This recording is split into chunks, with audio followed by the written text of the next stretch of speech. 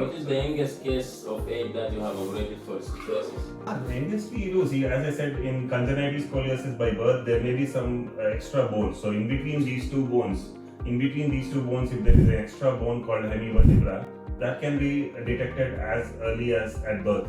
And then when we observe the child, maybe 3-4 years of age, maybe my youngest case would be 4 years old child where we have removed the hemivertebra and then we put screws because the screws also need to hold the spine. So we need a minimum age of at least 3 to 4 years for the spine to... The age can be a risk, factor risk if the age is less or if the patient is old age. So again, in scoliosis, the major the cause for scoliosis is idiopathy. We don't know the cause. So it's like it can happen mainly due to growth spurt in children like around 10 to 12, 15 years of age when they attain the menstrual periods, in boys where they attain the growth spurt.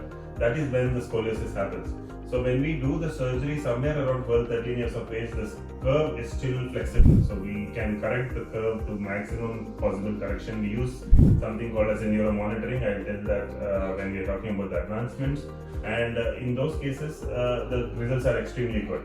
But if they delay, if they neglect it, and probably child comes somewhere around 18-20 years of age when the spine is rigid, the curve is more than 100 degrees, then we have to do complex surgeries. We need to do osteotomies, we need to do vertebral resections, we need to do major surgeries to correct it. So the risk will increase, the complications will increase, the recovery will be delayed in those cases.